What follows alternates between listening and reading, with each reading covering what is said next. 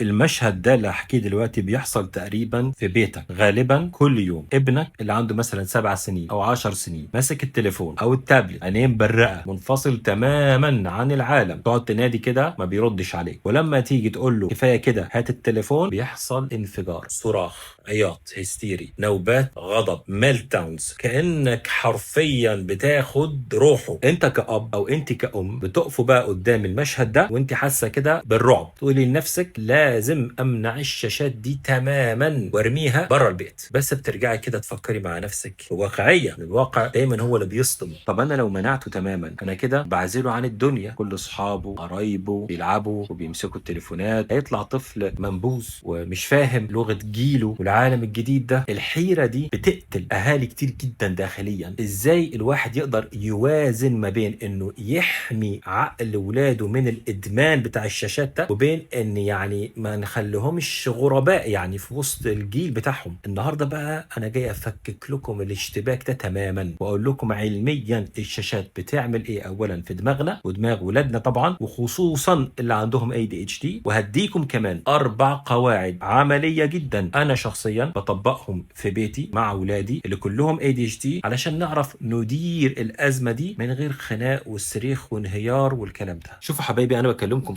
اب لست ولاد، يعني ولاد وبنات، يعني عندي اللي داخل في 20 سنه واللي عنده لسه 6 سنين، يعني اعمار مختلفه، وبعيش والله المعركه دي كل يوم. ففي البدايه كده عايز بس اشيل من على كتافكم الاحساس بالذنب. مفيش اب وام مثاليين، احنا عايشين في زمن طاحن، عايشين في زمن توكسيك، زمن يعني فيه سموم كتير جدا في الدنيا كلها. فطبعا اكيد لما مثلا نكون احنا راجعين من شغل او طول اليوم في الشارع او مستهلكين جدا منهكين جدا، بنلجأ للشاشات كحاجه كده بس نلاقي فيها نص ساعه هدوء في البيت عشان نعرف نفصل فيها، نستعيد البطاريه بتاعتنا ونعيدها ونشحنها يعني. فانتوا مش فاشلين، انتوا بس بشر، ناس عادي بتحاول وبتتعب وبتحاول تنجو. يعني هي المشكله ان النص ساعه دي بتجر الساعات بقى معاها، فاهمين قصدي؟ يعني الطفل بيتحول لمدمن. عشان نعرف نعالج الادمان ده لازم نفهم هو الطفل ده ليه بيعمل كده، يعني ليه مثلا بينهار وبيصرخ واخلاقه بتتغير بشكل مرعب لما ناخد منه مثلا التليفون او التابلت. هل ده مثلا نوع من عناد او بيستفزنا ولا في ايه بالظبط؟ لا، هو بيعاني من حاجه اسمها اعراض انسحاب،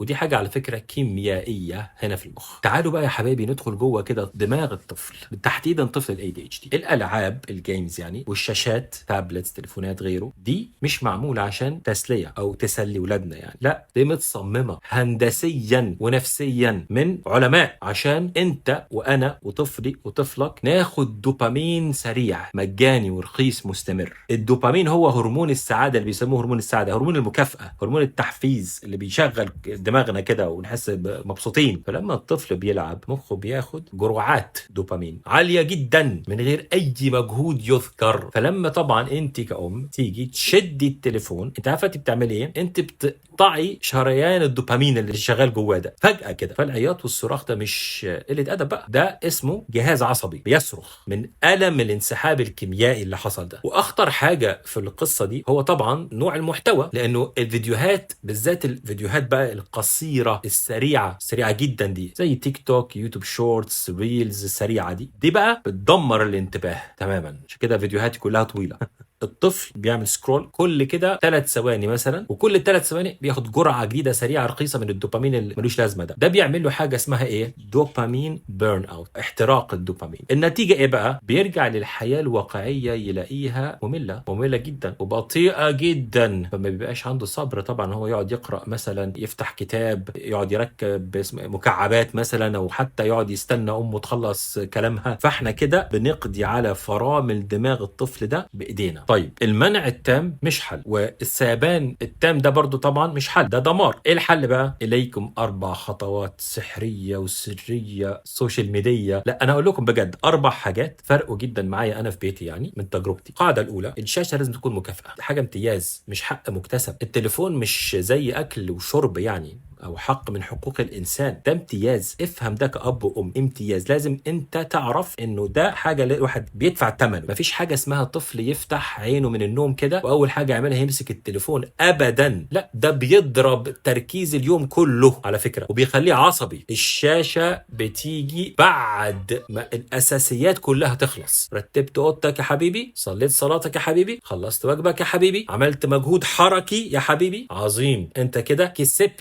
وقت محدد على الشاشة، مش حق من حقوق الإنسان. هو الحاجة التانية بقى التايمر بيعمل معجزة معانا. التايمر والانتقال التدريجي. طفل عنده 7 سنين وبيلعب، فجأة كده شديتي منه التليفون، هيعمل كارثة. هنا بقى انت حل بقى سحري بجد. التايمر ده المنبه يعني، تتفق ان مثلا شوف انت ليك نص ساعة، وقبل الوقت ما يخلص مثلا كده ب10 دقايق تقول له شوف يا بطل انت يا حبيبي يا جميل، انت فاضل كده 5 دقايق او 10 دقايق، وبعدين فاضل 5 دقايق، بعدين هنسيب اللعبة. تمام؟ انت كده بتعملي ايه؟ بتهيئي عقله انسحاب التدريجي ده. والاهم انا ما قلتش حاجه، انا قلت ان تبطل الشاشات. التايمر هو اللي رن، مش ماما اللي هي الشريره الوحشه يعني. فاهمين قصدي؟ القاعده الثالثه، المحتوى ده لازم يتغير. هنا بقى لازم نعمل فلتره للمحتوى اللي ولادنا بيشوفوه. احنا عايزين نبني. لو هيمسك شاشه امنعه تماما الفيديوهات السريعه. انا عارف هيبقى صعب في البدايه، بس لازم الشورتس والريلز والتيك توك السريعه دي خلوه يلعب العاب فيها مثلا بناء، تفكير، مجهود بطيء. لعبه حلوه جدا انا بخلي ولادي يلعبوها كتير، ماينكرافت مثلا يعني، او البازلز. دي العاب بتشغل الوظائف التنفيذيه في المخ وما بتعملش يعني تدمير للانتباه السريع. وطبعا كل قاعده بقولها دلوقتي اقدر ادخل في تفاصيل كتير فيها، لكن انا مش هدي محاضره يعني. الحاجه الرابعه بقى او القاعده الرابعه، ودي بقى الاهم، اللي هو البديل الحركي. ده فرق معانا جدا في البيت. انه اكبر غلطه بنعملها بناخد التليفون ونقول للطفل بقى ايه، اقعد بقى ساكت شويه، او اقعد هادي شويه، او ريحني شويه. الطفل يا حبايبي طاقه متحركه، لو اخدت منه مصدر التسليه لازم توفر لي البديل. خروج، رياضه، تروح البارك مثلا، يركب مكعبات، الوان، يشارك في المطبخ، يعجن معاكي كيكه، اي كده يعني. اصل لو ما وفرتيش بديل هو يعمل ايه؟ هيخلق بديل في هيئه ايه بقى؟ كسر البيت كله وخلاص ويعمل ازعاج، وندخل بقى في نكد وزعيق وصراخ وعياط برضه. شوفوا يا حبايبي، في ديننا العظيم من اهم مقاصد الشريعه الخمسه الكبرى حفظ العقل. واحنا في زمن الشركات الكبرى اللي هي بتستهدف فعلا عقول ولادنا وبتبرمجها على الادمان. وقفتك كأب،